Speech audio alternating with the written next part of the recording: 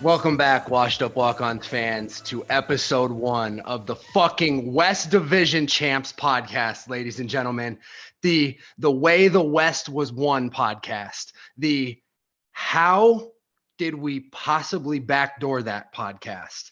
This is the hypest Iowa football has been since 2015 and the greatest day on this podcast's existence. Kluver, I'm going to turn it over to you. I know that we're going to have a bananas episode. This is going to be the most fun that we've had talking about Iowa football in the history of this podcast, baby. The Walkon Army is meeting in Indy, and I actually cannot believe it. There's a lot of things going on, and this podcast could go for a little bit. We had a few of the Discord participators say, wow, I feel like there's a 2-hour ep coming. It might extend that far. We've got Kevin locked in. We have turn signal Kevin, unfortunately, for the extended episode. He was at a dog's birthday party. And hey man, we gotta celebrate everything, you know. And we're celebrating. And actually, that's truly a dog great reason. 2 years old. That's and I'm not judging, and that's what it is, dude. And that's just what it is. But also, as tech guy, as sort of, you know, the guy who runs the show around here, sometimes tough to wait around for some of the reasons that these guys make me wait around for, you know. But we'll call it even. We'll call it even. What's her name? Bella, or what? Bella was your old dog. Olive. Bella is Ryan's dog. Okay. Olive is your and your girlfriend's dog, and you had a party for it. Yep. Hope it got everything it wanted. Not really. Okay. Not really, no. We were doing Thanksgiving with her family today. Just so happened to also be her second birthday. Well, I hope she got everything we wanted. Somehow Christmas came early and Hawkeye Nation got goddamn everything we wanted. And we're going to break it all down. Like I said, there's a lot going on here, and we're going to run through it all. Let's start with this. I saw this on Nature is Metal, and I thought we'd just start the podcast off with this. It has nothing to do with anything. A Bengal tiger can consume up to 60 pounds of meat in a 24-hour period, and I just wanted people to know that. Okay? That's what an apex predator looks like. And I saw a video of a Bengal tiger taking down a elk / gazelle type animal about 30 minutes ago, and it fired me up. It fired me up because the Minnesota rodents did the exact same thing. And the Washed Up Walk-Ons absolute lock of the century.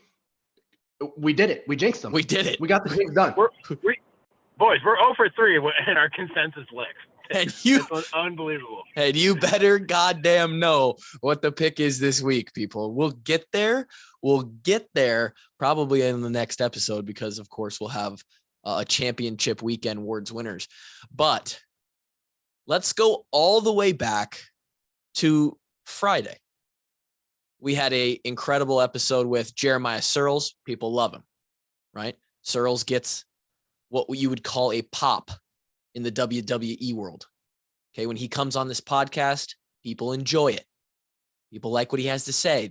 They almost feel a little sense of connection to that state to the West.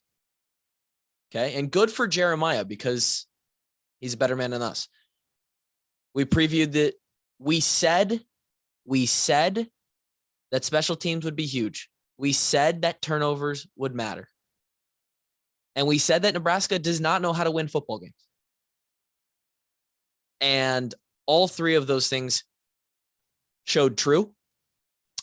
Boys, it did not look good. And it was early. They went on a 12-play, 75-yard drive and absolutely sliced and diced us like a stir fry. Like a Thanksgiving turkey, dude. Are you kidding me? You missed that one. They sliced us like a Thanksgiving turkey, and you missed that one on Black Friday, dude. Well, you suck. Yeah. That was a big swing and miss there, Clue. I mean, stir fry. Do you even slice and dice stir fry? I mean, the vegetables. I mean, do you not? I don't know. I think you just stir it, don't you? You just put the ingredients in the pot and you stir it around. Well, you got to slice and dice the vegetables before you cook them. Either way, Kev, what happened? Are we just really?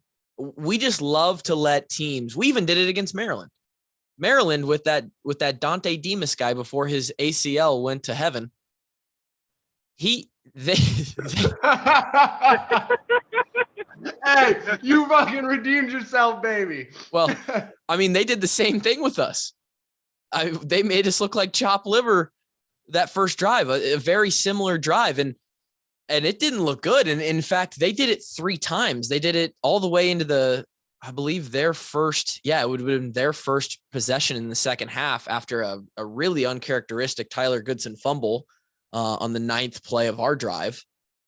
Kev, what was going on? They came out, and I thought they had a great game plan for what they were working with. We had Searles talk about Smothers' ability to throw the ball, and I think Scott Frost had a pretty good game plan, considering he's like, I don't have much confidence in my quarterback throwing the ball, so I'm going to come up with these unconventional run schemes and let this guy do what he's best at, which is run the ball. I mean, they talked about him being a track athlete. He was a pretty effective runner, and they had some unique blocking schemes that I think, they may or may not have shown before, but definitely stuff that we have not seen all year. Took a little while to get adjusted, and that's kind of what happened on that first drive. It was, You could point to, so the guy started off like 6 for 6, right? Yeah. Every pass he threw was like 3 yards, except for the first one, which was a really good throw. I would say his best throw of the day by far. His only tough throw he had to make. And every other throw was wide open because we were busting coverage. We had corners playing run all day. Then we started doing some like fake bubble and goes, running 2 men through the zone. So he had some wide open receivers to throw the ball to, or his like little, we called it like a Big 12 screen. It's like basically you run an out route, but you never really go behind the line of scrimmage, blocking it all the way. They didn't ask him to do too much early in the game, and I thought they had a pretty good game plan. It was really, really good. I don't know what you even call that offense. They were using a ton of motion pre-snap. It looked at times like almost a spread out triple option where they've got 1 or 2 guys in the backfield. They're running another one on a motion, and they're just, even at one point they had like a little sweep play within the running. So we call that a pistol bone invert formation, where you got a quarterback with 2 running backs on either side and a running back behind him. That sounds sexual. And it might be. I'm not sure where it gets its origin from, but they ran that little sweep toss to the option. That's getting tricky to defend about. Yeah, if you've never seen it before, I want to say Maryland in 2014 ran a similar play to us. They ran that formation a lot against us. This was 7 years ago now, but I want to say they ran a similar play. And if you're the corner crashing in, you think, I got to go make the tackle on the sweep, and then boom, he pitches out to another guy that you may or may not have accounted for. Right. It's tough. I don't think they broke off a big play on it, but they're getting some chunk runs in, and they were doing a good job of staying ahead of the sticks. When they got in trouble and when we were winning on defense is when we got them into 2nd and long, 3rd and long situations where, I don't think that's where Smothers really had. That's not where you wanted that quarterback to be. Yeah, we made him try and win the game, right? Boys, imagine having a guy on your team who's got a perfect recall for 7 years. Oh wait, Kevin Ward's on our squad. Yeah, 2014 Maryland 2014 pistol bone invert where they ran the same variation of are you shitting me, Kevin? It's like Sean McVay. So Phil Parker would always talk about, it's like you got to have a filing cabinet in your brain. So anytime you see a new formation or new play, it's like it should kind of click back to sometime you've seen it before. Because as fancy as all these guys want to come off as, and how smart they want to seem, there's really not a whole lot of new plays in the game of football that haven't been run before. No. It's pretty much all been done before. I mean, football's been played by a lot of people for a long time. A lot of ideas over there over the years that have come. So Yeah, that's why we got an awesome guy in Phil Parker. He's seen so much football. He's like, he sees the formation. He's like, this is what I'm thinking. He's got it narrowed down to like 3 plays in the back of his mind already. Right. And that's what he tries to get his players to do, is like, you see something, you should kind of trigger something in your memory. So that's what I immediately went to, is Maryland 2014. They had success against us. And a lot of Nebraska did. Yeah, a lot of what modern offense is and why it looks so cool. It's like, wow, there are all these new plays. A lot of it is just coaches are finding new ways to get to those same plays by exactly. So there's a saying, it's called among offense coordinators, plays are expensive, but formations are cheap. Yeah. So you're basically running the same play. It could be route pattern, running play, whatever. You're just finding a new way to get it to a new formation, or you get to the same formation, but it's out of motion. So you're, when defense is going through his pre-snap reads, it's like, I'm thinking I got this formation. All of a sudden, quick motion, bam, it turns into this formation where you can run that play. Yeah. If you don't register that enough quickly enough as a defender, it puts you a half second behind, and sometimes that's all it takes for an offensive blocker to get an edge on you, get an angle on you, and boom, and snap off a run. Yeah. And a lot of that was what Iowa sort of, I think, struggled with, is they came out with this sort of unconventional thing that for their personnel worked really well. That guy can move. And if he's their guy moving forward, then it looks like there's a lot more of what Adrian Martinez was able to do for them these last few years with him in the future, because he is going to be mobile. He's going to extend plays. They're going to be able to run weird shit out of weird formations. And, Nebraska will continue to be annoying. They go down 12 plays, again, 75 yards, 7-0, yeesh. We answer 11 plays, 74 yards, should have been 75, and they call Laporta no touchdown in the end zone. And I'm thinking, wow, that's a bad omen if that's how things are going to go. Man, I don't. What are your guys' honest thoughts on the call? I honestly wasn't that horrified by the call. I honestly think they had a 50-50 chance of going either way. Here's the thing, man. I was at jiu-jitsu until halftime. So I have a very great opinion on the second half of this football game.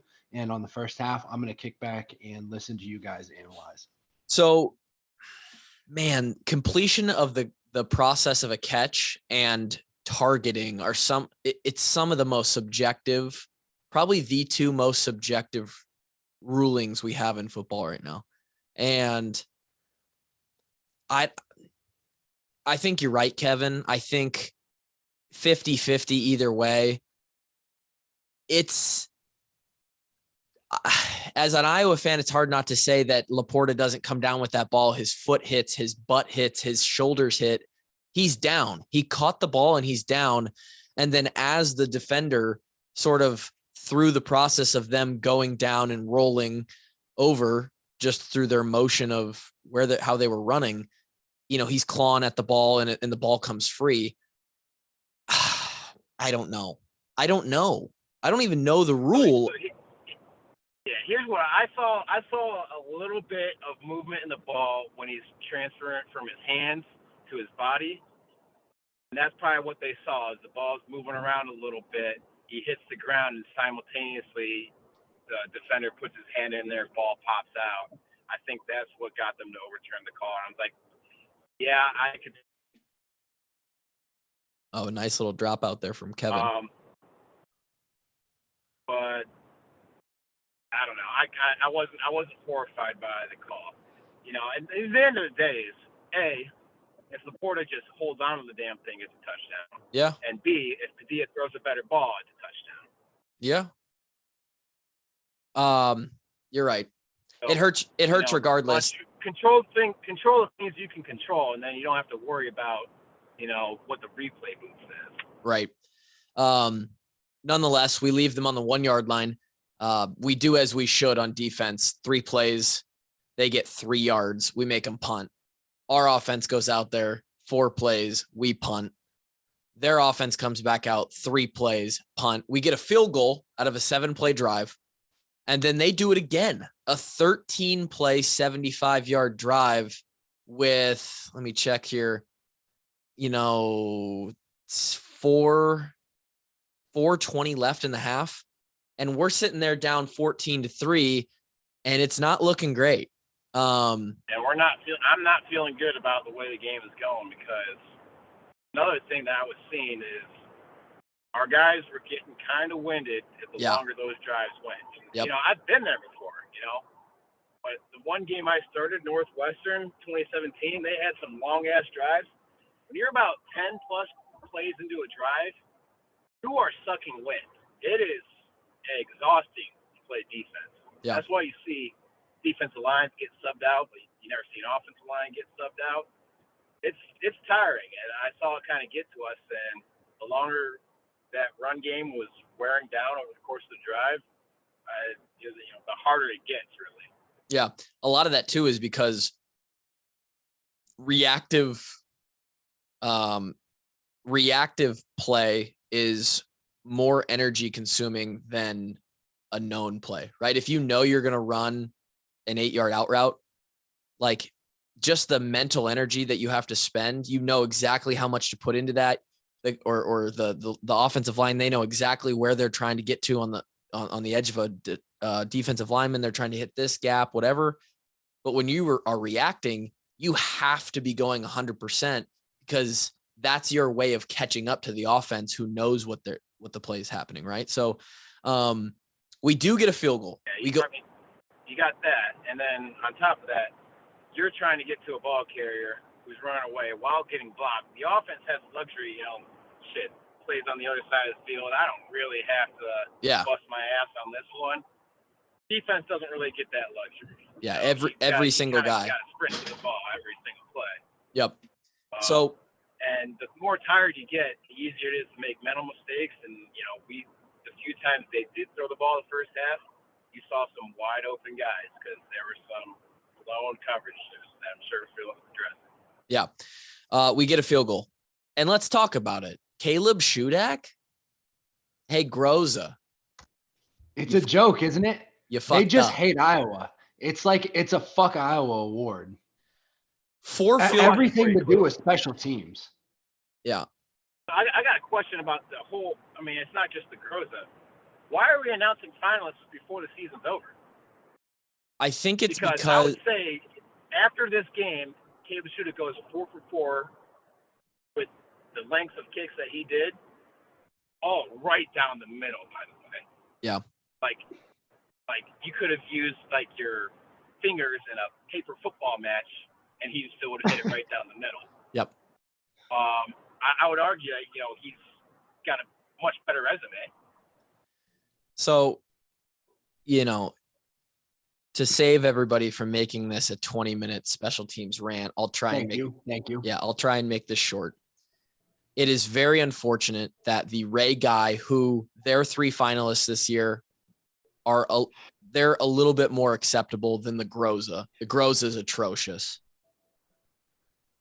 They do not look at what I would call the situational aspect of these kicks, right? Those guys this is the most fucked up part.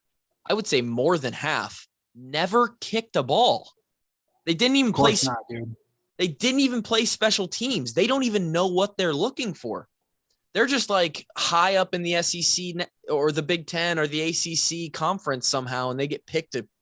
And so, of course, that's how it goes. Yeah. They're just looking at these guys' stats. They're like, okay, here's the top 15 kickers based on, attempts and percentage makes, they don't go in and look at the reps. They don't look at the situations. Hey, was this a game winner? Or they look at none of that shit. And so we get screwed. That's the end of the story. Is like these guys just don't. We just get For those wondering, I looked at the data and I analyzed with my own system. Caleb should have been, even at the time that they determined the finalists, Caleb would have been my third guy in for the 3 finalists. And then he has the game he has. And then he has, and after this game, it's no doubt. And wait till we see how he kicks in the dome. Yeah. So just absolutely. So and then here's this, like he's what, 22 to 25? Yes. 2 of those misses were bad snaps. On the snapper. The operation was fucked. Yep. Yeah. Operation was fucked. No kickers making that. Right. And that's the other thing is these guys, they don't consider the holder or the snap, or the conditions. They don't think about guys up in the north versus guys who are kicking in San Diego. Like the punter that's on the list, he's from San Diego. He's kicking in 72 degrees every time out, right? Shudak's kicking in swirling winds in the Big Ten. So again, I'm not going to go forever, but it's a bullshit award, and it's tough. It's tough. Nonetheless, Caleb Shudak has his second game in a row with 4 made field goals. Do the math, folks. That's the difference again, right? We beat Illinois by 10. We beat Nebraska by 7. He's winning games for us. Not only that. So is Torrey. So is Torrey. We didn't have to use Torrey. 2 punts in this game. He did his job, averaged 45 yards. But the special teams show up big in another way. We come out of halftime. It is 14-6. It is not looking good. It's now when I turned on the TV and saw that it was 14-6 them, I think I may have made it before halftime. I can't remember. But anyways, when it was 14-6, I was like, there is no way we're going to walk into this place and shit the bed to a 3-8 Nebraska team. Well, how did you feel after we go on a 9-play drive to open the second half and Goodson fumbles it? And then they take it 9 plays, 94 yards for a touchdown, and it's 21-6. That was when I was really not feeling like, one, we were having a hard time in the red zone, Yep. Don't convert on the 1-yard line. Like, we were moving the ball really well. Yeah. The run game was working. I thought, Hoover, you took some shit for this, but you put it out there, and I agree with you. I think Brian called it a great game. An incredible game. And I was about to come in with all the sarcasm of, oh, Brian sucks. Brian's the worst. People don't get it, man. I was totally expecting for Wisconsin will beat Minnesota and us to just come on this podcast and be like, yeah, man, it's 10-2 and we shit the bed. Like we fucking threw away everything that could have been.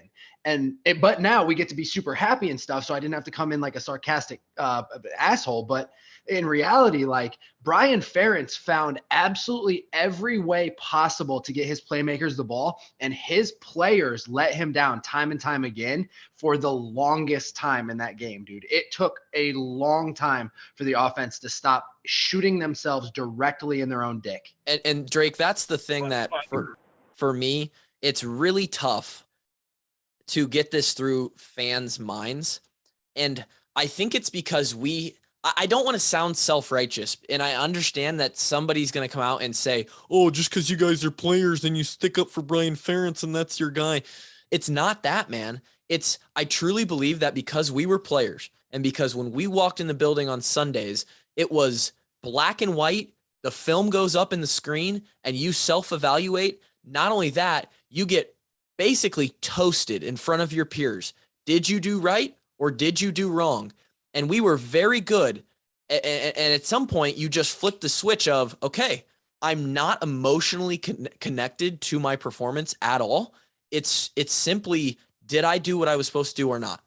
And so I think as former guys, we have a better filter to look through what's actually happening and place blame on players when a lot of fans don't want to do that. They don't want to blame the guys, the college kids, right? It goes straight to the coach or the quarterback.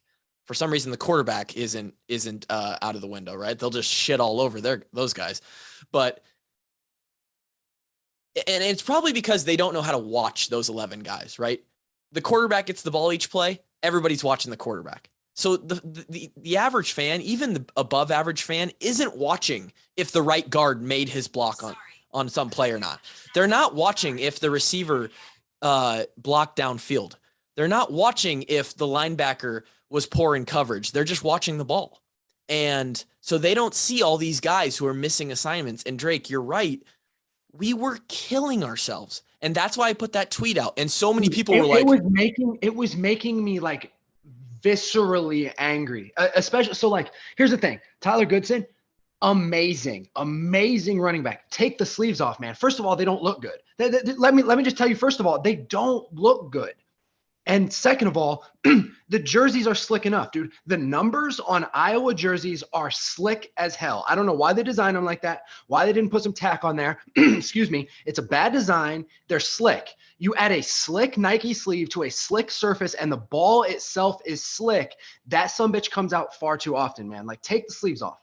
And then second of all, let's stop making the easiest, most stupid fundamental errors. Do you know how easy it is to make that pitch between Gavin Williams and Arlen Bruce? Or I mean, do you I cannot explain to the people of this podcast, because I've done it and because I've watched countless running backs do it. I've watched this pitch be done hundreds of times between the lines at Iowa football. We make pitches like this all the time. And to screw that up when it was that wide open, when we actually had the quarterback out to block in front, he was going to be able to clean somebody up. Like, to screw that play up in that moment, like Brian called the perfect play. He had him absolutely nutted. He knew what defense they were going to be in. He knew how that defense was going to react. All he needed his players to do was hand each other the football, and they fucked it up, dude. They shot themselves right in the foot again. So it's like plays like that where you don't know how hard it is, an offensive coordinator, to unload your clip on your best plays and have your team screw up all of them. And now you're in 2nd and 18, 2nd and 17, 2nd and 22 at time after time, because you've blown every single 1st and 10 shot play that you have in the deck, dude. Like, you cannot screw things up like that. But I mean, we still pulled it off. And Kevin's right. I put that tweet out there because I was confident in saying, man, we have been in such good situations. And then people start coming at me, well, how about the 2 reverses and within the same 3 plays? And I had to go, hold on a second. If we just run the play and execute it, we walk into the end zone. They're buying popcorn on defense. They're getting Snicker bars at the concession stand while we walk into the corner of the end zone. And you're going to call that reverse a bad play because we fumbled the exchange? Guys, come on now. There are some arrogantly stupid people on Twitter, it sounds like. I'm glad I'm not on there. It was tough. And I got a lot of people were just like, I cannot agree with this take. They're so, and it's the problem with the world, but people are so bent out of shape and so knuckle-headed, hard-headed in their ways that they think, or they listen to one narrative and they go so far down the rabbit hole that they can't see logical, make sense of anything in a non-emotional, just straight up non-biased view. They can't. So they can't think in any other manner than non-binary. You're binary. They can't think in a non-binary manner. Brian could call the perfect game and they'd be like, glad the players bailed him out this time. I mean, it's either the play worked and it's a 1, or it didn't work and it's a 0, and that there's no other. It's just binary. Yeah. So anyway, Kev. So here's my take on it. As an offense coordinator, I think you should be judged by, do you put your players in advantageous situations so that they can make plays? And on top of that, are you calling a good game flow? What the point in the situation of the game is at. So I think he did a good job of putting his playmakers in positions to make plays and calling plays to get the guys he wants to get the ball. But you mentioned those reverse. I mean, I think Arlen Bruce just got a little bit of freshman jitters, and he takes off a little too soon. He's got to pause half a second so that Williams has a chance to pitch him the ball. On the other reverse, Monty Potabom looked like a white guy on the dance floor when the country music stopped playing. All he's got to do is make that guy he's supposed to block do something. Go left, go right, engage him, and then we have a play out there too. So the plays were there. He moved the ball down the field. First drive, after a touchdown, we got to respond 74 yards. Touchdown is there. We got to execute. We move the ball down to the 6-yard line. Yep. We're rolling. We fumble. There's another drive. I think it goes in the third quarter. We're moving the ball. This is right before I think Shudak's second to last field goal. Okay. Yep. We have Laporta wide open for a first down to keep the chains moving. Yep. Spencer overthrows him.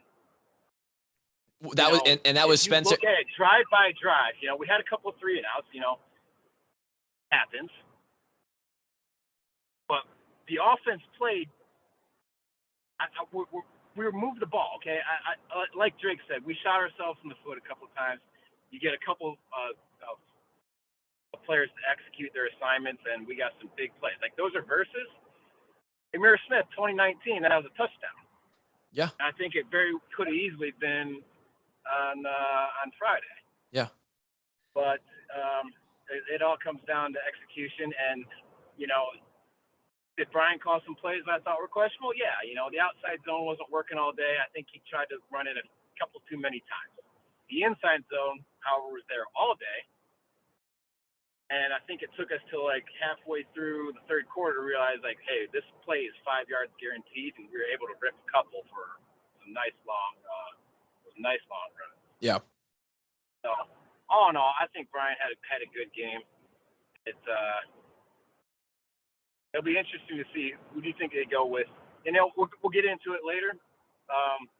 But yes, we fumble on the 6-yard line. They go down for another long score. It's 21-6, and Hawkeye Nation is not very happy. Yeah, so it's good that you bring up that because we just came out in this recap. We just came out in the second half, and oh shit, it ain't number 8 back there. It's number 7. And we went on say we just score on that reverse. Let's just imagine in a theoretical universe, okay? That ends up being a 10-yard, or I guess an 8 or 10 play drive, 70 yards, 5 minutes, led by Spencer Petras, and it's now 14-13. Maybe we go for 2 and try and tie it. I don't know, 14-14, who knows? And it's a totally different game. Instead, they go down, and yes, now Spencer Petras is in the game. Let's talk about it. Alex Padilla, first half stats, 6 of 14 for 76 yards. No touchdowns, no picks. Let's just talk about Alex Padilla's season stats. Start right there. Yeah, I can pull that up for you actually right here, thanks to a little tagging. Padilla in conference play is 45 of 97 for 600 yards, 2 touchdowns, 1 pick in 3 games. I'll tell you what, man, I don't think that's going to win the Big Ten championship. And now not only that, but that was against, because I know there's people at home saying, well, yeah, but what about Petras? What about Spencer? Well, let's again remember the last 2 opponents that Spencer went against was the Wisconsin front, Purdue, who completely just owned us all day, and Penn State, who had a really good front as well. Padilla had those games against Northwestern, Minnesota, and Illinois. So at some point, you just sort of have to look at the numbers. 46% completion for 600 yards in 3 games. 600 yards isn't horrible.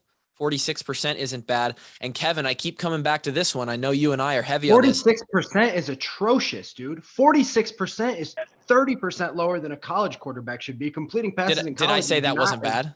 Yeah. Okay. No, you want to be around 60. I think 60 is around par for the course. I meant that 46 is very bad, but 200 yards a game isn't horrible. Kev, he doesn't throw a clean spiral. He doesn't. He doesn't have as much zip on the ball as Petras. He had a couple nice throws, but Yeah, I think as far as throwing a ball, I think Petrus is head and shoulders above him. Well, and that's the problem. I think that in some of the cases he has too much zip on the ball. He's playing Spencer Petrus ball from 2020. I mean, he is rocket launching these things in there, and when you rocket launch it and it's a wobbly ball, it's really hard to catch. Yeah, I sent that text in the group chat. Like, dude, he straight up doesn't have a good ball. That was after Sam Laporta's. And he had some really nice passes too. I texted you.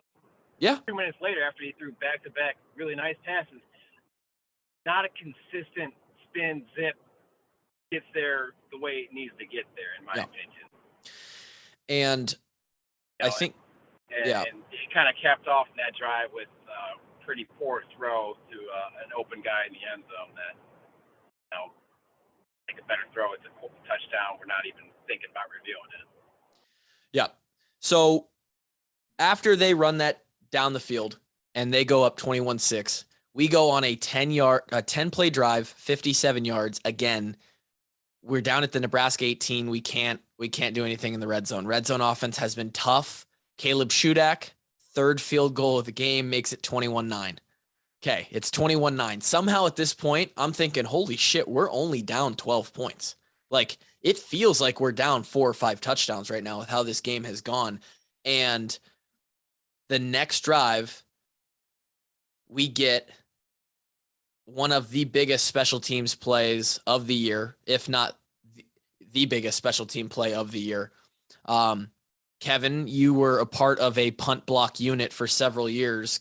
You want to talk about what you saw in Henry Marquez stepping up and just knifing a punt that ended up in Kyler Fisher's hands and a touchdown for the Hawks that completely changed the whole feeling and outcome of this game. Yeah, dude. I mean, this is going to be a textbook. This is going to be a clinic tape on how to block a punt as far as technique-wise goes. He had an interview where he's like, he kind of got a feel for the snap count over the previous couple punts. That's something smart players do. And when I was on the punt return team, I'd always try to get an idea of what is the punt team's cadence. Some teams get a little predictable in it.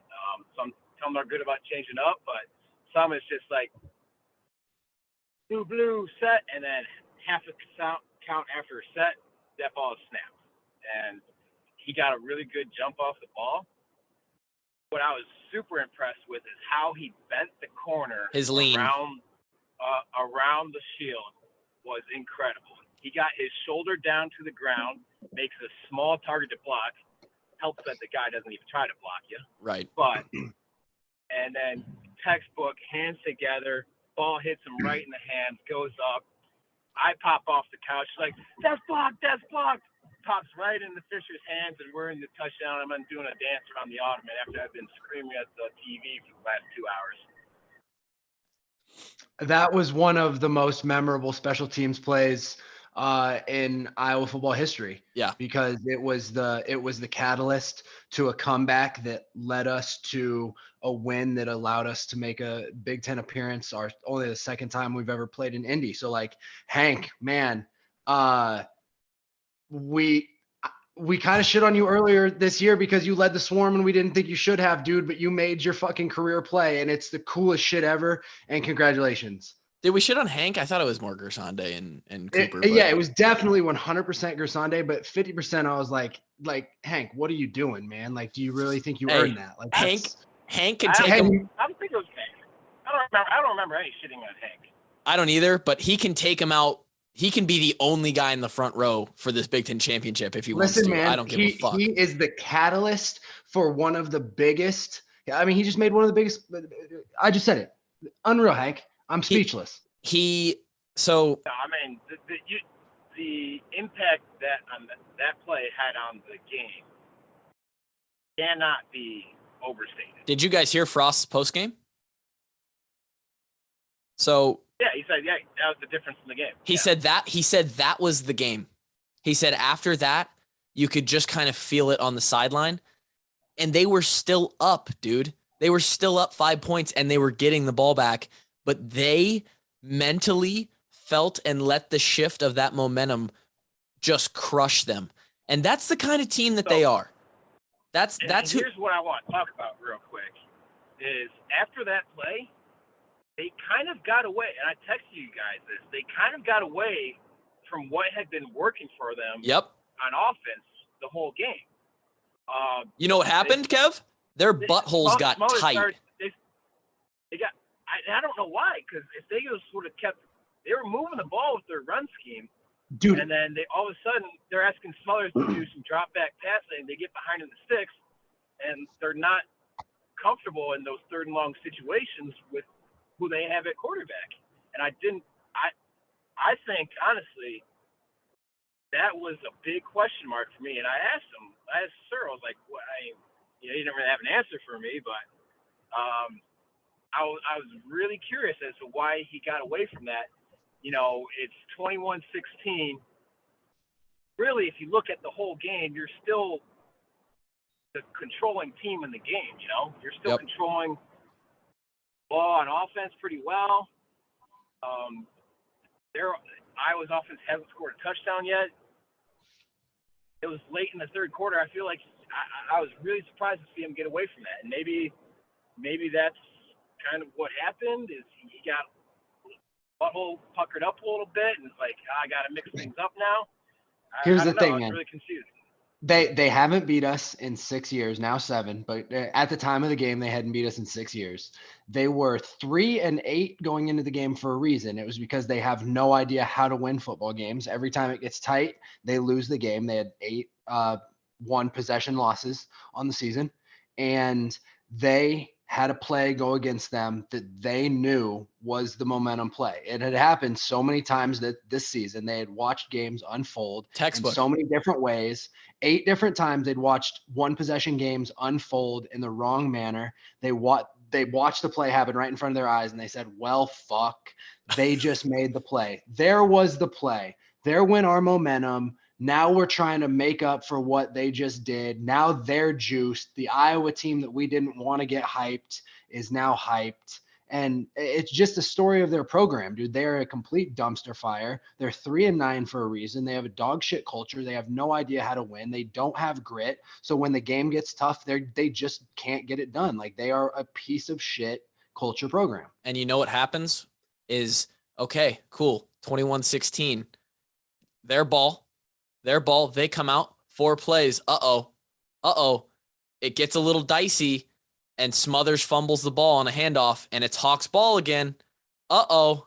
Now, granted, their defense did a good job. I think we went 3 and out. We went 3 and out, but they came out the next drive after we punt, Torrey Taylor down. Let's talk about that punt real quick. That's why I was kind of bringing up Torrey Taylor earlier. He has a good punt, but our guy Oliver Martin. Guess who? Hey, guess who? Huh? Here catches it on the 6-yard line, 5-yard line, 6-yard line. That's a big no. Yeah, the 7. Oliver Martin if it's what is it, the 8 or is it the 11? Heels on the 10. Heels on the 10. 8, no. Heels on the 8. Don't dare back up. So I think told our guys 10. I think it's different for several teams. It's about a 3 to 4 yard window. I've seen several because I've seen multiple guys at different lengths. But you are told as a punt returner, these are where your heels are at. If the ball forces you at all, doesn't matter if there's room. If the ball forces you at all to go backwards, you let it go. Usually you go and fake like it's on the other side of the field so you can get the guys to pull to you.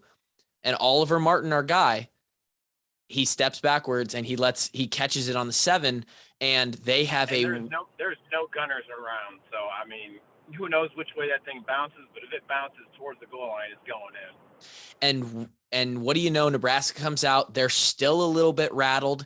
They just had a punt block for a touchdown.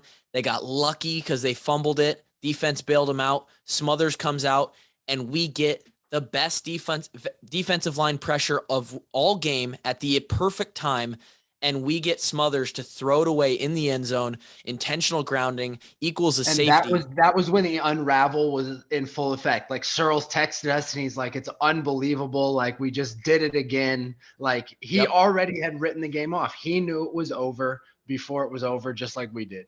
21-18, and the Hawks are getting the ball. And on that ensuing drive, Caleb Shudak goes down and hits his 4th field goal, dude, 44 yards. Do you understand? The specialists aren't stupid, okay? They might be unathletic, okay? They might Our specialists are so good, dude. Our specialists make me like want to cry. They're so good. They might be unathletic. They might get shit on. They might not meet very much. But when they come out on the field, you don't think Caleb Shudak's thinking, offense hasn't scored a touchdown. Guess it's on me. Hey, guess it's on me again. I'll just stick this one through. And what does he do? 44 yards right down the pipe. God, the kid is fucking ice water. Swings his 10-inch. Can we talk about how spoiled Iowa has been with kickers? It's unbelievable. 2013. Since when did Mike Myers start? He started in 2011. We've Actually, had 2010. A run of great kickers. We have Myers, to Marshall, Yep. to Miguel, to Keith, to Shudak. We've been really quite spoiled at the kicker position. Since Just 2000. think about being Alabama back when they were in their absolute Alabama prime, and the only thing that was letting them down every single year from an undefeated season was a kicker and a punter blowing a game. Yeah. We since 2010 have had a stretch of about 4 games where we had some real valid complaints at kicker. And that was when Marshall started his career in 2014. We missed against, we missed against Ball State. We missed against whoever, but then, and we toyed with Mick Ellis for a couple kicks there. And then eventually we went back to Marshall, and he was pretty money the rest of that 14 season. And he was super money, obviously, in 2015. And then it was Miguel Racinos, and then it was Keith Duncan, and now it's Caleb Shudak. And I got to tell you, I hear a lot of good things about the Aaron Blom kid who's in the wings. So yeah, it's been a decade of excellence from the kickers. And now, and it hasn't always been that way with punter, but we combine that with Torrey Taylor. It's unbelievable, man. They just won another football game for the Hawks. And you saw the pictures. If you're on Twitter, they're burrito lifting Caleb Shudak in the locker room with the trophy, because those boys know that 5'8" motherfucker just won the day in Lincoln. You got to pump it up. You got to pump it up. Pump it up. Pump him up. You pump that 10-inch stick right up. Pump him up. Pump it up. And he just wins games, dude. And that's what happens. Okay, hey, so make sure that clip goes on the internet. So he ties it at 21, and now, like Drake said, it's full on meltdown mode. These guys full are meltdown. They have at this point already lost the game in their heads. Yep. 3-play drive, 4 yards. We make them punt. It comes to us, and we go on a 6-play drive, 76 yards, highlighted by a Tyler Goodson 55-yard run. We cap it off with a Spencer Petras good old QB sneak. We get back to what we do, the bread and butter. It's 28-21. And, Nebraska actually makes a little run at it, 12-play drive at the end of this game. But again, Smothers, a freshman quarterback, he's already been rattled. You get the good, but you also get. You can tell that he's been studying under Adrian Martinez, because that was a totally Adrian Martinez thing to do. Yeah. When there's not a Nebraska jersey anywhere close around. Throws it to the young guy, Jermari Harris, who ends the game. And that's it. 28-21. The Hawks complete the comeback, like a top 5 comeback in Iowa history, I believe I heard. Just absolutely improbable. At one point, it was 94.6% that we weren't supposed to win this game. And somehow, some way, the Hawks are lifting the Heroes Trophy, and the Big Ten championship hopes are still alive. So I saw an interesting stat that I didn't realize. I knew, but I didn't fully recognize that we've had 3 double-digit comeback wins this year. Yeah. Penn State, Illinois, and now Nebraska. That is the sign. And that's with an offense that ranks 120th out of 130, you know? So yeah, I mean, that's a team that keeps fighting. And I want to hit you with another stat that is absolutely wild. Listen to this. You're muted, Drake. While you eat that peanut butter. Just listen to this. No. Oh, you're not muted. You're good. What did you say?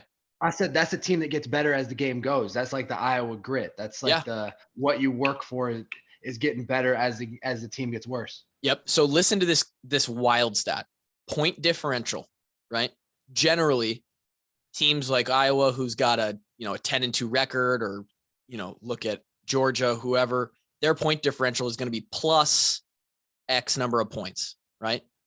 Nebraska at 3-9 has a plus 5.4 point differential. They scored on average 5 more points than their opponents did, and they only went 3-9. That is one of the more wild stats I've ever heard. It's unbelievable. Yeah, so I mean, they beat up on Fordham, Buffalo, and Northwestern. Yeah, the Big Ten one is even more impressively bad. 1-8, and the point differential is 0. And they scored as many as they gave up. It's wild. Oh man, that's one for the record books that you don't want to be in. No. Let's take a quick break, and that's sort of the Nebraska recap. That was only half of this insane weekend. We're gonna get to the other half here. Row that fucking boat. We'll be back in a second. Row your boat gently down the stream. Unbelievable. PJ Fleck. I gave him a call. I love you, PJ. PJ, come get your BJ, daddy. I'll see you in Indy, daddy. You won't. No, you won't. You won't see him in Indy. You will see. Don't the coaches have to go? All of the coaches? I don't know. I maybe not. Maybe that's a high school thing. I doubt it. I think you just completely made that up, Drake. Yeah. No. High school coaches go to the state championship, don't they? I mean, probably, but We're not in high school. Yeah, I know. That's what I said. I got it mixed up, Kevin. I got it mixed up. My bad. But either way, if PJ wants a ticket to the game, we'll buy him one. On the walk-ons, bro. If PJ, you're listening, because where you will find Minnesota and PJ Fleck is second in the Big Ten West, because that gave Wisconsin their third loss. Minnesota had 3 losses. The heads up goes to Minnie, and it's Iowa, Minnesota, and I believe Wisconsin, Purdue is how the West shakes out. And absolutely, did you guys watch the whole game? I sweat the whole damn thing. Dude, I sweat that game out pretty hard. From the beginning, okay, so I'm on my way to my 4th and final Thanksgiving in 7 days last night. We're recording this on Sunday. We get to my grandma and grandpa's house. It's already 3-0 Minnesota. I'm like, okay, that's a cool start, right? When they get the pick 6, I'm thinking, okay, here we go. Like if they're going to win, I don't want this to be a close game, because I don't want to have to sweat this out and be stressed for 3 hours. Too bad, because Minnesota somehow showed up defensively, and the Badgers could not score on offense. It was beautiful. They had a very impressive defensive performance. And they played tough, hard, and they were running to the ball. And you know what? The fact that this game was for a trophy, the axe, Paul Bunyan's axe, it meant something to Minnesota. And it showed. Those I don't care what you say about PJ Fleck. I think his players are behind him, and he gives them energy. And even if it's fake Gervais juice, they run around with it. And when that juice gets a little fuel, it gets a little ignition, it burns hot. And it was unbelievable to watch that game play out. Every time Minnesota scored points, it felt like a win. It felt for sure. I'll say this real quick, because I'm not going to let this one go. I think he does have that fake juice that turns into real juice. Yep. When they're ahead. I think they're a bunch of front runners, and if they're tight, I think you kind of around and playing with energy and enthusiasm. One game that they lost 14-6 at. Completely different football team. Yeah, they are. When they're in front, they clearly are all about it. The sideline's into it. Everybody's happy. Energy's up. But when everything's going the wrong way, right?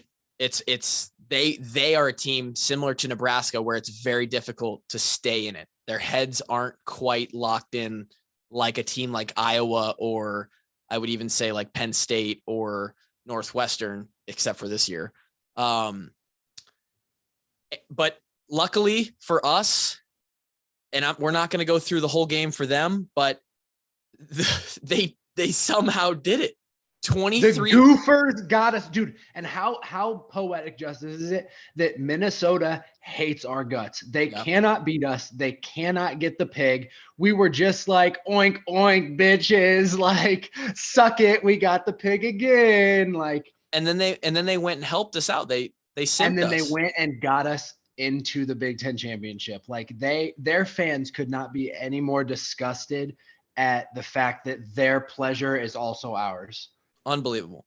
Did you see the interview with KF about if he was cheering for Minnesota? I think so. Yeah. What'd he say? And he's like, we're going to hope for a particular outcome. Can't say I'm cheering for any other team in the Big Ten. That's hilarious. Absolutely refuses to say he's cheering for Minnesota. Will not cheer for them.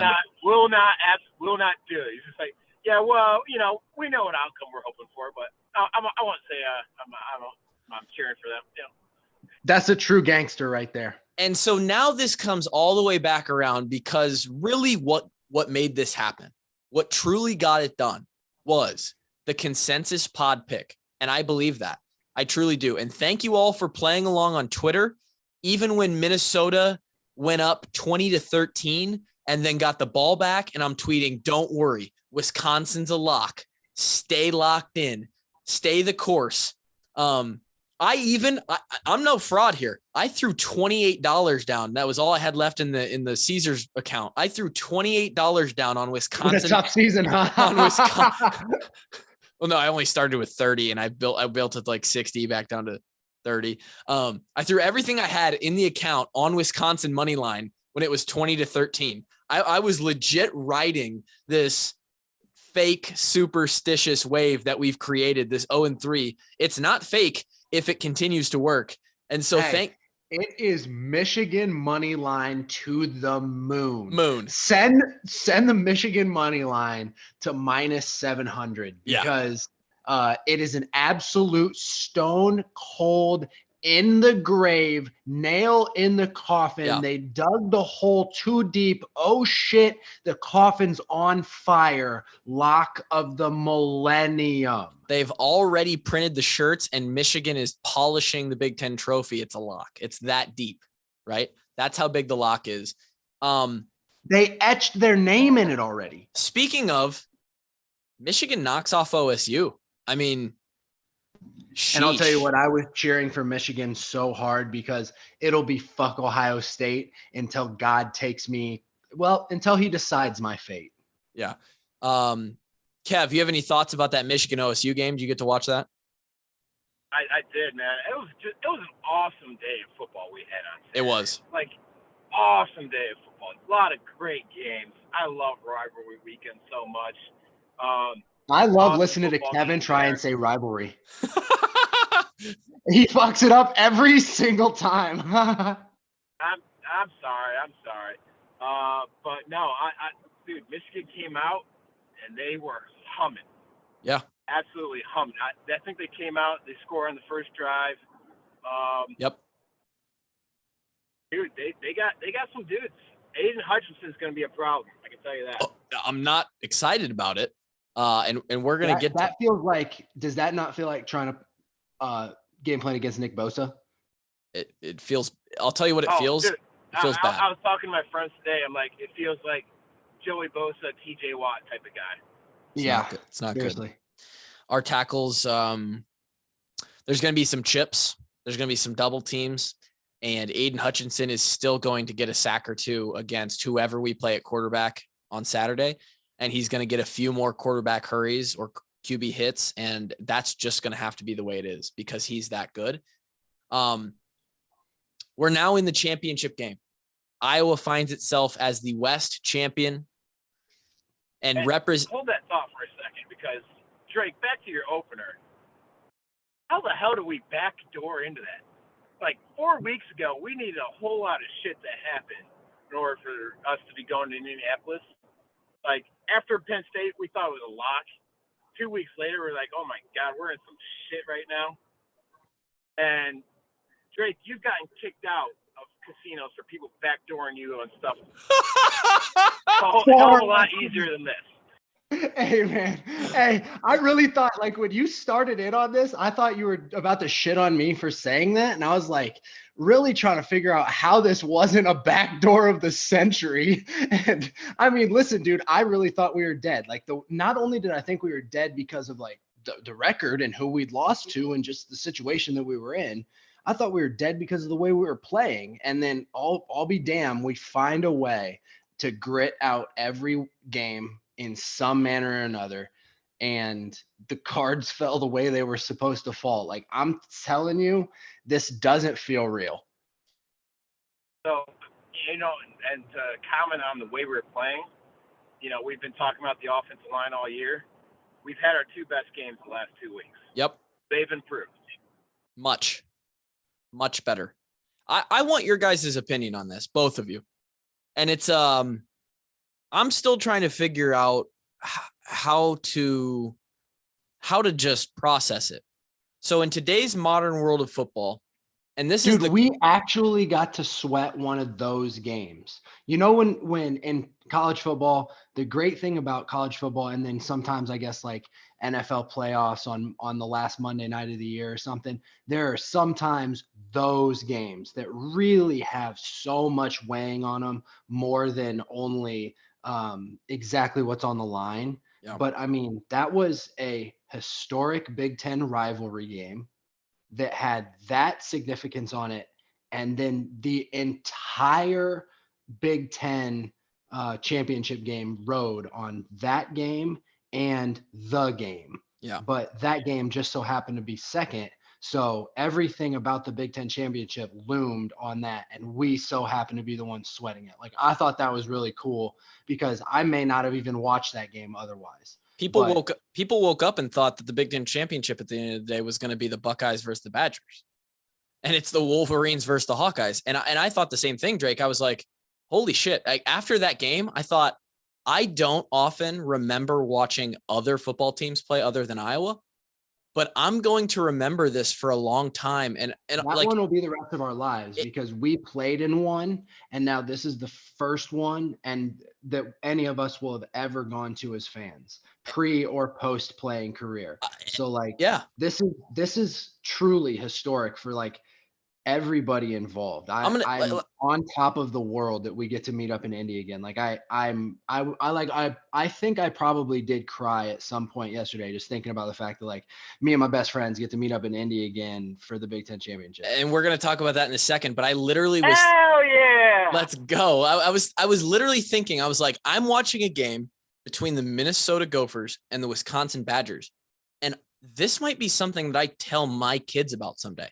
Like, I remember sweating a game where Wisconsin had to lose and Minnesota and PJ Fleck and the Row the Boaters, they got it done. And it carved this path for the Hawks to win the West and take on the and who knows? First off, you're going to tell your kids, now kids, there was this goofball of a dickhead that rowed his boat into. So can you imagine though, 20 years from now? So guys, okay. The Gophers right up in Minnesota. So there used to be this coach and his whole thing was that their team was a boat. You got to pick your oar up and you got to row your boat as a unit. Row, row, row your boat gently down the stream. Dad, was that guy sick? Was he weird? Yeah, he was weird. He was bald and he was weird. So Yeah, son, we'll put him in the sick category. Yeah, and I think Tanner Morgan shaved his head and tries to look just like him. And I think maybe that could be a cuck situation between PJ Fleck and his wife and Tanner Morgan. I don't know. I'm not sure. It's just what it appears. Oh my God, this podcast just got pornographic. Yeah, and I think that could be what's going on. And I've heard stories from people about PJ Fleck, so it's not out of the realm. Anyway. Hey, speaking of Rowan's boat, you guys like my tweet? It was a great tweet. And hey, and I wanted to say something. Finally, for once, outside of Drake's just absolute absurdity that Searles commented on of what he reposts on Instagram, one of you participated in content for the Walkon brand this weekend. And Kevin, I think you got like over a couple hundred retweets in the thousands of favorites on that video. Yeah, it was well received. I thought it was hilarious. I legit watched it like 20 times myself, chuckling the entire time, every time I watched it. Didn't matter how many times. I thought it was so funny. It was pretty great. I enjoyed it. Iowa Barstool picked it up, retweeted it. Everybody kind of got on top of it. It was pretty great. Where I was going with that is, to some people, we're in this Big Ten championship and people still want to be mad. They want to find something that is wrong with this team because we don't win football games like 99.9% of teams win football games nowadays, right? Sometimes you get hit with miracles, man. But that's the thing. I want to talk about this. Let this season be the miracle that it is. I was pissed off 6 weeks ago too watching this offense, man. I thought we pissed away everything that we worked for. But guess what? Somehow we didn't. And regardless of how the last 12 games went, it is a one game gun to your head. You win or you lose. The money is on the table. Roll the dice and let's run it. It's 0-0. It's one time, 60 minutes. Go get in a fucking dogfight and see who comes out with more points on the board 60 minutes later, guys. Like, it's one and done for all the marbles. And I want to know.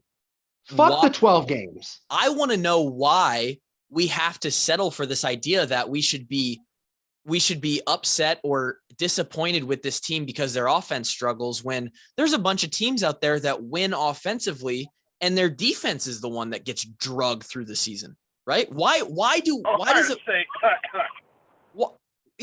does a football team have to win games, and why are they only considered good if they do it with a bunch of offense? Why can't Fun to watch, man?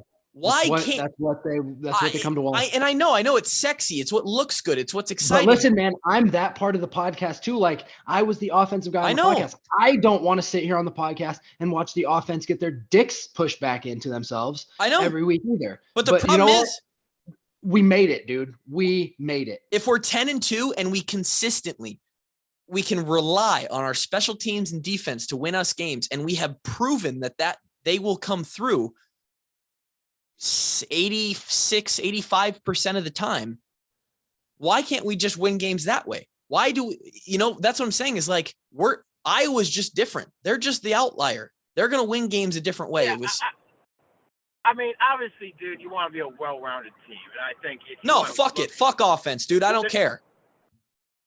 I only want defensive touchdowns.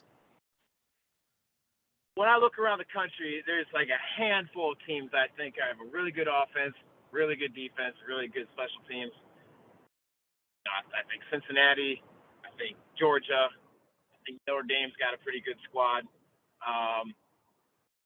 Alabama, I have a whole lot of question marks about Alabama. I don't know about them next week, but it's very rare to have a really good, complete team. And yeah, I mean, you'd be happy that we're winning, but you always want to try to improve your inadequacies. I understand, man. And guess what? We got 6 days to improve it, and then we pull our guns out, we put them on the table, and we find out who wins the war. Absolutely. Hey, question for you.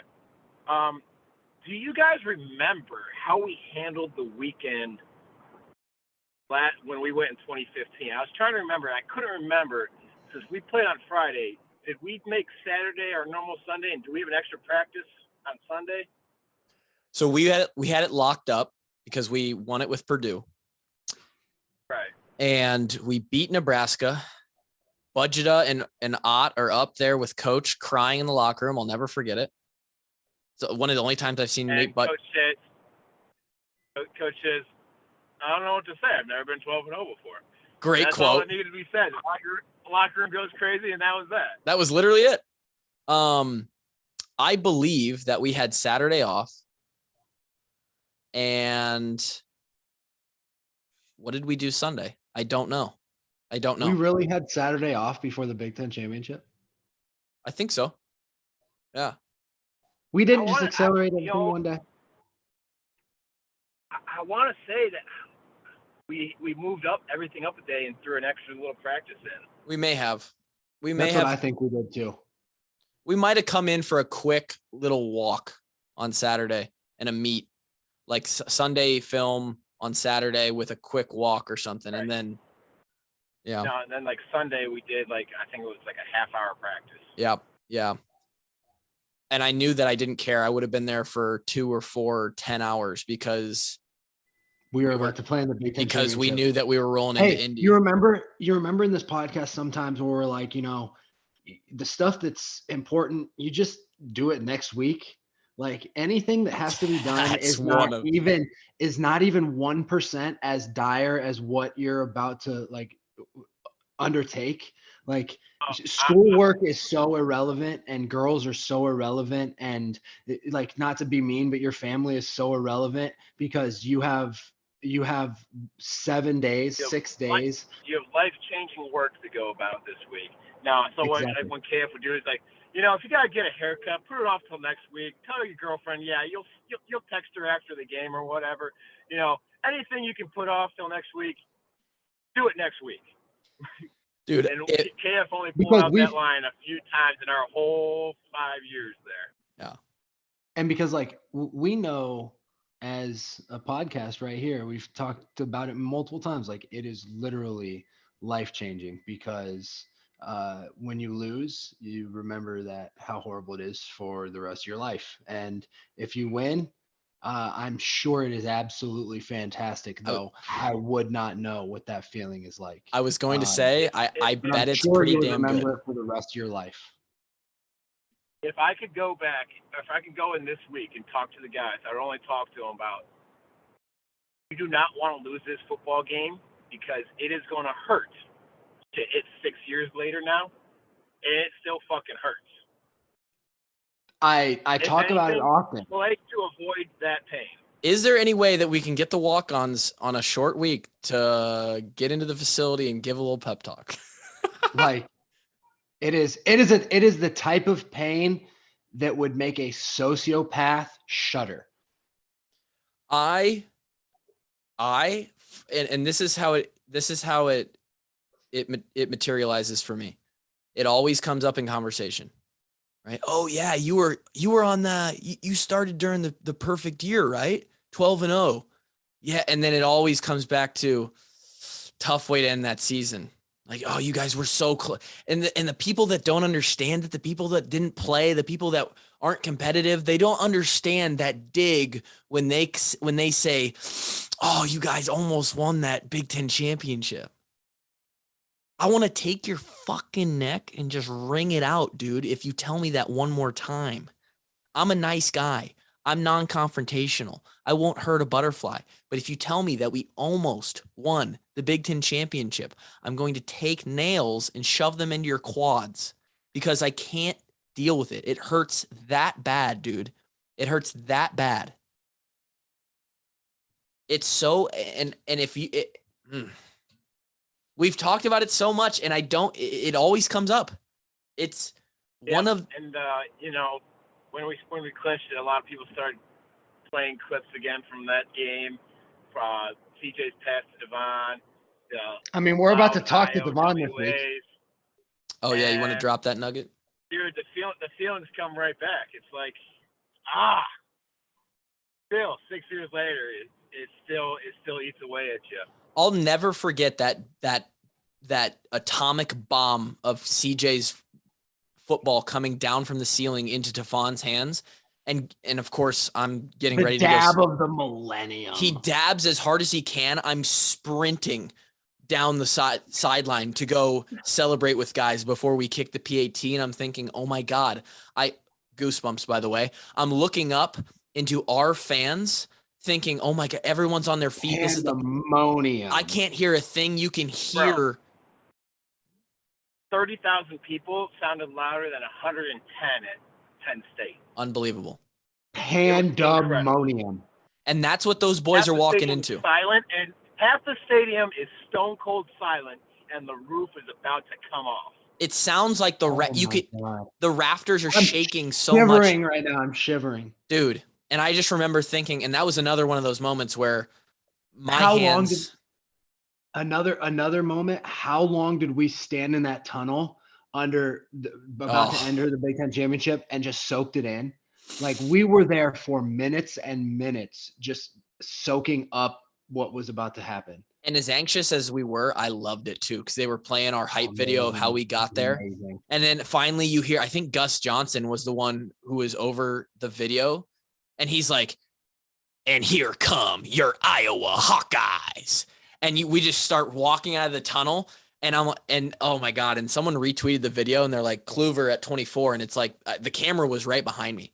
And there's oh God, it just, these guys don't understand what they're walking into. I got one thing I got to say. If someone on the program, I don't know if one of you managers or listeners or something, make sure that we know. No, make sure that we know we got to walk out a little bit, readjust the swarm, and then go out, because that tunnel is really tight. Yep. So I know that one guy listens to us because we met you at the Legacy event this summer, and then you DM me about the toolbox game. So I know you're listening. So tell the guys, hey, get out there. That swarm's got to realign a little bit. They really aren't going to fully understand what they're walking into until they swarm. It didn't hit me until we swarmed, and I realized, oh shit, this has a slightly different feeling to it. And you're in a dome. You know, the Hawks don't play in domes, right? I don't think we played in another dome our entire time at Iowa, but it was inside. It's warm, dude.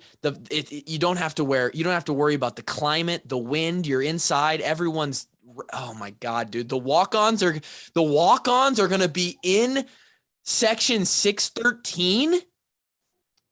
Dude, can you imagine? So by the way, this will be the first time since 2018 that the three of us watch a game together, all in person, and it's going to be at the Big Ten Championship, which brings us to this week. It's the first Hawk game Kaylee's ever been to. It's the first walk-on meetup that we'll have ever had.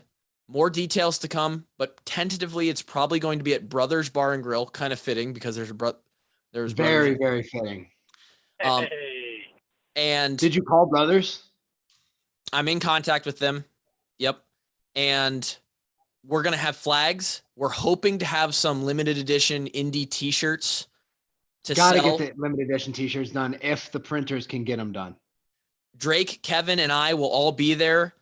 I know a ton of you have asked over the last 3 years, hey, are we ever going to do a walk-on meetup? Hey, I'd love to have you guys sign this for me. I want the walk-ons to all sign it and put Hawks by a million on it. We'll do autographs. So look, even if you don't have tickets, like, I'm sure that the tailgates and the bars are going to be fantastic during the game. Yes. Like, taking a trip to Indy to experience this environment and just be there to hopefully celebrate what happens. I don't know, man. I think it's worth the trip. You can come meet us up. If for some reason you want autographs from the three of us or pictures with the three of us, it's all out. We want to make this as much as we can. I think it's going to be a 3-hour meetup. I am going to have some radio duties that I'm going to have to bounce a little early for. So Drake and Kevin will sort of take the back end of the meetup, trying to advance the brand. Radio duties? Who are you? I'm the guy who promos our podcast. Hey, at Pat McAfee, everybody at Pat McAfee. We're trying to get Pat McAfee to join us. I've tagged Ty Schmidt. I've tagged Trent from Barstool. I've tagged Pat. Pat read my message because he thumbs up what I sent him. So I'm hoping that he's checking his schedule and he's just trying to find a little opening here. We've got the last guy to score points. We go find wherever Dave Portnoy's at and troll the shit out of him. I tweeted Portnoy. I said, hey, Stool Prez, come on the podcast. We can talk shit about Michigan State and discuss the title game this week. That's probably not going to happen. This is huge, man. We've got the last guy to score a touchdown, the Dab himself, Devon Smith, coming on for an extra episode this week. We'll have him on Tuesday. That will come out. We have Steve Dace, who used to do the Dace and Miller podcast. I don't know what they called. I was still playing or too young for this before they quit, but a lot of you like Dace. A lot of you don't, because he's a very polarizing guy and he's in the politics world, but it's going to be 0% politics and 100% football. I'm going to do a little short interview with him. And it's going to be a great week of content, even if we don't get the big boys on. And we're going to see a ton of you guys in Indy, but we'll have obviously a few episodes to talk about the extended details of that. If you want the super nitty gritty details, you can join Patreon and get in on the Discord, because we're talking about all the stuff on there.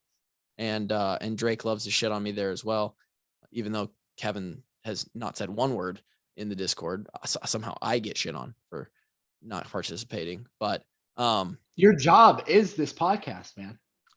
There's a lot of other things that go into this. I know. That's why I like to shit on you on the part you don't do, because that's the part I do. So there I can shit on you, and it's basically unadulterated shitting on you. Yeah. Merch. So t-shirts and flags will be available at the meetup. And then if you buy one, bro, let's drape Indianapolis and HBAM flags. Oh, we have to, dude. HBAM flag. I feel like you're obligated to go to Indianapolis. Yeah. It is an obligation. Anyone that didn't go in 2015, we drank the city out of Busch Light. Incredible out of the Hawkeye fans. And if we don't do it again, I'll be kind of upset. Agreed. And there's already been a ton of people who said they will be waving the HBAM flag from their seats. I'm going to have a couple for us to. Hey, who says we don't get in the building a little early, go down to the good seats, yell at one of the guys we know, maybe throw a Hawks by a million flag to Jack Kerner or something. They got that sumbitch draped on the sideline. And then if and when they win, because Michigan's a lot. No.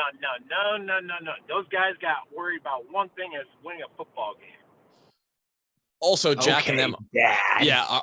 Thanks for killing all the fun, dick. All right, boss. Yeah, no, they've. Hey, Drake, if Phil Parker sees you talking to Jack Kerner, talking about, hey, go put this flag up somewhere, he will rip your throat out himself. Worth it. I don't have anything else, because now I have to get off this thing and edit it and put it out for the people. So anything else before we go? I was going to talk about this funny Riley. God, I can't even think of his name now. Lincoln Riley post, because he's going to USC now, I guess. It was whose word? I think it's confirmed. Yeah, that's pretty confirmed. I heard the rumors. I don't know if it's confirmed.